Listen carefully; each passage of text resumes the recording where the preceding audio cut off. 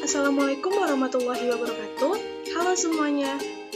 Balik lagi dengan aku Irma Febrilia dari Departemen Ilmu Administrasi Negara, Fakultas Ilmu Sosial Universitas Negeri Padang. Nah, kali ini kita akan membahas tentang jenis aktivitas yang bersifat teknikal, yaitu pengembangan tim kerja, sistem sosial teknikal, dan pengembangan mutu karyawan. Baiklah, langsung saja kita masuk kepada tahap forming, yaitu tahapan pembentukan. Jadi, tahapan ini merupakan tahapan awal dalam pembentukan kelompok kerja, di mana para anggota kerja itu mulai mempelajari tugas yang diberikan dan berkenalan dengan anggota lainnya. Setiap anggota membawa nilai-nilai pendapat dan cara kerjanya masing-masing karena kelompok baru saja terbentuk. Konflik jarang sekali terjadi di sini karena anggota cenderung masih malu-malu, bahkan masih ada anggota yang merasa gugup. Yang selanjutnya yaitu tahapan storming. Jadi, tahapan storming ini merupakan tahapan timbulnya konflik. Tahapan yang kedua ini, di mana para anggota sudah mulai bekerja, tapi masih mempertahankan pendapatnya masing-masing, menolak batasan-batasan yang ditetapkan oleh kelompok terhadap individu mereka. Tahapan ini dikarakteristikkan oleh konflik internal kelompok. Beberapa tanda-tanda bahkan kelompok yang ada di dalam storming ini adalah timbulnya kemarahan, perasaan menyebalkan, ketidaknyamanan, terjadinya adu pendapat atau konflik, dan kegagalan. Yang ketiga yaitu tahapan norming atau penormaan. Dalam tahapan ketiga ini, tahapan terbentuk hubungan yang dekat antara kelompok dan anggotanya, dan tahapan aturan-aturan, serta menetapkan cara komunikasi yang tepat supaya dapat membantu mereka mencapai tujuan yang diinginkan. Tanda-tanda kelompok berada di tahap norming ini adalah adanya peninjauan ulang dan penjelasan mengenai objektif atau tujuan kelompok.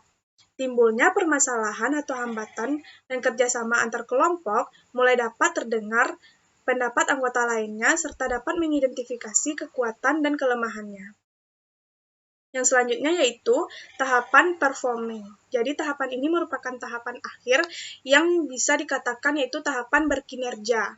Tahapan ini merupakan tahapan tertinggi di mana tim telah berhasil membangun sistem yang memungkinkannya untuk dapat bekerja secara produktif dan efisien. Pada tahapan ini, keberhasilan tim akan terlihat dari presentasi yang ditunjukkan. Selanjutnya kita masuk kepada sistem sosioteknikal.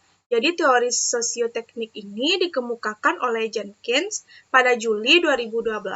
Socio-technical System atau STS dalam pengembangan organisasi adalah suatu pendekatan untuk desain kerja organisasi yang kompleks yang mengakui interaksi antara manusia dan teknologi di tempat kerja. Istilah ini juga mengacu pada interaksi antara infrastruktur kompleks, masyarakat, dan pelaku manusia. Socio-technical system adalah sebuah sistem yang mencari solusi untuk memaksimalkan dua sistem secara bersama-sama, yaitu sistem teknik atau the technical system, yang mana sasarannya adalah untuk memaksimalkan pemenuhan tugas organisasi atau institusi. Yang kedua, sistem sosial atau the social system, di mana sasarannya adalah untuk memaksimalkan kualitas kerja si memakai sistem tersebut. Dari kedua komponen tersebut, muncullah optimasi kerja antara sistem dan user. Pada intinya, teori sistem teknikal sosial ini adalah teori yang mengedepankan prinsip optimasi, sehingga sebuah organisasi dapat secara optimum merujuk kerja.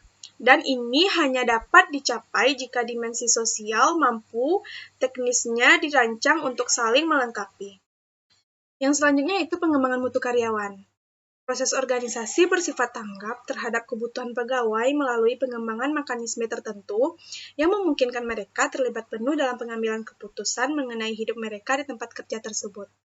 Pengembangan mutu SDM secara langsung berhubungan dengan kondisi atau keberadaan SDM itu sendiri yang dipengaruhi oleh faktor-faktor intrinsik maupun ekstrinsik. Faktor intrinsik meliputi tingkat pendidikan, tingkat pengalaman kerja, tingkat keterampilan, dan motivasi untuk pengembangan dari SDM. Sedangkan faktor-faktor yang bersifat ekstrinsik tersebut meliputi lingkungan keluarga, lingkungan ekonomi, lingkungan sosial budaya, sampai dengan pengembangan teknologi.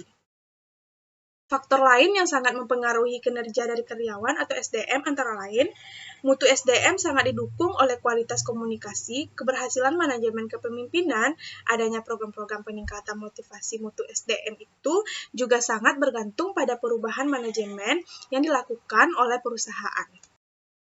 Untuk itu, peningkatan mutu karyawan menjadi hal yang pokok dan perlu dilakukan melalui kegiatan analisis masalah karyawan, komunikasi pelatihan, pengembangan, motivasi, dan kedisiplinan penerapan manajemen kepemimpinan yang partisipasif, pengembangan kesempatan dan kesehatan kerja, manajemen perubahan, dan menjadikan perusahaan sebagai suatu organisasi pembelajaran.